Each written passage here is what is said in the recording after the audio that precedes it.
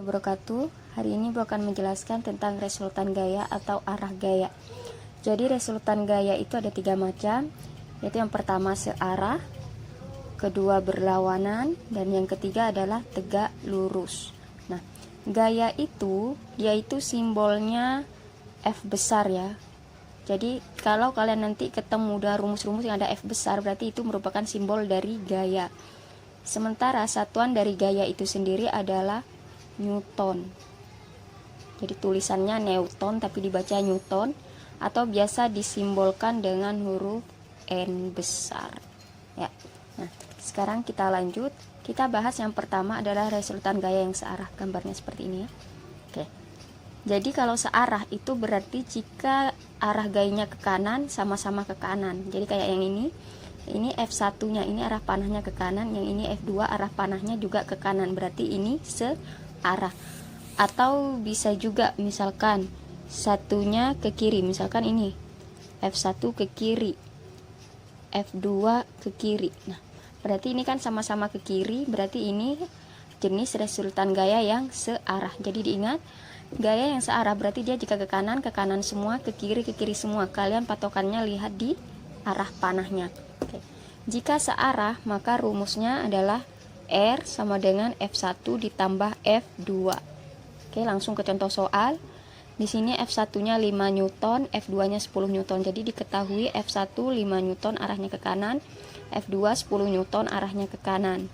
Ditanya R atau resultan gaya. Kita masukkan rumusnya dulu. Rumusnya ini ya. Berarti R sama dengan F1 ditambah F2. F1-nya 5, berarti kita masukkan 5 ditambah F2, F2-nya 10.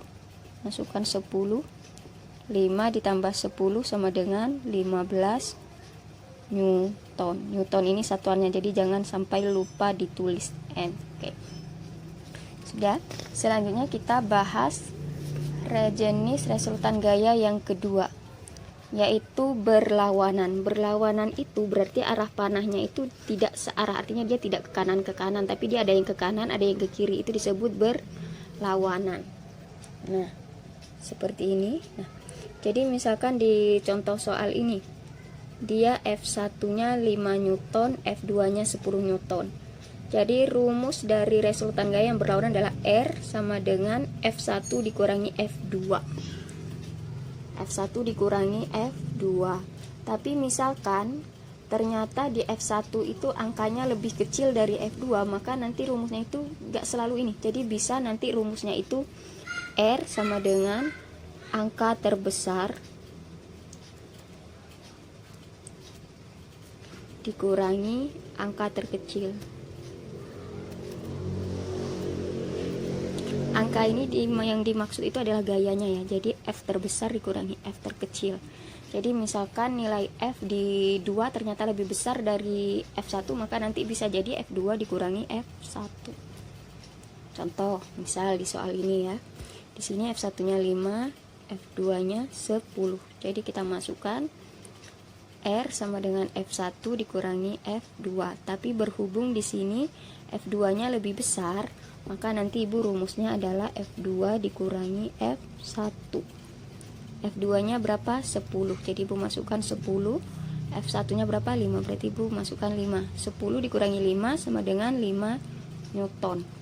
Arahnya kemana? Biasanya ada yang di soal itu ditanya arahnya kemana. Nah, jika nilainya positif itu berarti bukan minus ya, itu berarti arahnya ke kanan. Jadi diingat, jika tandanya positif berarti arahnya ke kanan, negatif ke kiri. Apa maksudnya? Jadi misalkan 15 Newton dengan min 15 Newton. Kan yang satunya ini positif, berarti dia ke kanan. Sementara di sini min 15, berarti kan kurang 15, negatif, berarti dia arahnya ke kiri. Misal contoh ya, 10 dikurangi 15. 15 ini kan lebih besar dari 10, padahal di soal 10 dikurangi 15. Berarti kalau kita mau mengurangi ini, berarti kan kita harus pinjam 5. Pinjam 5 berarti itu dikatakan negatif ya, karena kita punya hutang. Berarti negatif 5. Nah, karena hasilnya negatif, berarti dia arahnya ke kiri. Jadi diingat-ingat, jika positif ke kanan, jika ke negatif ke kiri. Oke, sekarang di soal kadang ada contoh yang dia itu ada 3 panah begini. Jadi ini yang arah ke kanan ada 2, yang ke kiri 1. Nah, ini bagaimana cara kerjanya? Jadi kalau seperti ini kalian tambahkan dulu mana yang gayanya searah. Misalnya yang ada 2 gaya, maksud ibu seperti itu. Jadi kayak di sini yang arah ke kanan ada 2, yang ke kiri ada 1. Berarti kita tambahkan dulu yang ini. Ibu tadi sudah tulis ya, diketahuinya F1 sama dengan 60 Newton, arahnya ke kanan, panahnya kanan. F2 105 Newton, panahnya juga ke kanan. F3 100 Newton, panahnya ke kiri, makanya tulis kiri. Ditanya resultan. Berhubung F1 dan F2 arah panahnya sama-sama ke kanan, berarti rumusnya nanti kita tambahkan dulu yang F1 dan F2 karena dia searah. Nah, sesudah itu kita kurangi F yang dia berlawanan. Yang berlawanan berarti yang ke kiri ya, yang ke kiri F3. Berarti F1 nya 60 ditambah F2 nya 105 dikurangi F3 nya 100. 60 ditambah 105 165 dikurangi 100, berarti 65 Newton. Berhubung dia hasilnya positif berarti arahnya ke kanan. Oke, ingat ya, kadang di soal itu ada pengecoh. Jadi kalau di sini kan kita tahunya ini kanan, ini ke kiri, tapi kadang ada soal yang dia panahnya di sini, tapi sebenarnya kalau kalian pikir nanti pasti arahnya ke kanan karena dia menuju ke kanan. Tapi kadang ada nanti yang dia sebenarnya panahnya itu mengecoh. Jadi misalkan ada di sini, tapi arah panahnya ke kiri. Nah, itu kan mengecoh. Ada juga yang di sini ini kan sebenarnya arah kiri, tapi kadang nanti ada pengecoh yang sebenarnya dia arah panahnya ke kanan. Jadi nanti kalian lihat ya, lihat arah panahnya karena kadang ada soal yang mengecoh seperti itu. Oke, sekarang selanjutnya kita masuk ke jenis resultan gaya yang ketiga, itu tegak lurus. Tegak lurus itu berarti dia ada yang ke atas, ada yang kedua, berarti kan tegak lurus. Biasanya kalau tegak lurus dia itu membentuk sudut 90 derajat. Ini kan 90 derajat ini. Nah, rumusnya R sama dengan akar F1 kuadrat ditambah F2 kuadrat. Oke. Ini misalkan soalnya, jadi langsung tulis diketahui F1 nya 6 Newton ya ini. Makanya betulis F1 6 Newton. F2 nya diketahui 8 Newton. Maka di sini betulis F2 sama dengan 8 Newton.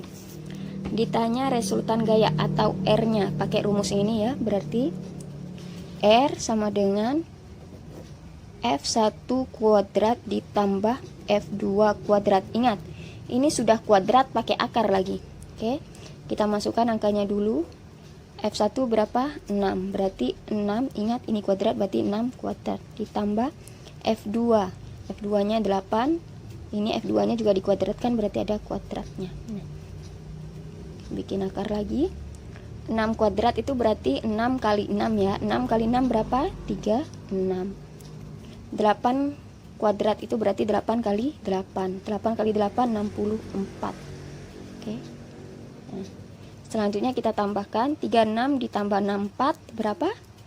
100. Nah, selanjutnya akar dari 100 berapa? Akar dari 100 itu berarti berapa angka yang jika dikali angka tersebut hasilnya akan 100. Nah, jadi hasilnya adalah 10. Jangan lupa satuannya Newton atau N besar.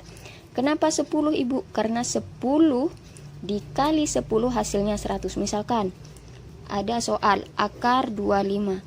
Akar 25 berapa? Berarti cari angka yang jika dikali angka tersebut hasilnya 25. Berarti akar 25 adalah 5. Kenapa? Karena 5 dikali 5 25. Seperti itu. Cukup sekian penjelasan dari Ibu. Kurang lebihnya Ibu mohon maaf. Wassalamualaikum warahmatullahi wabarakatuh.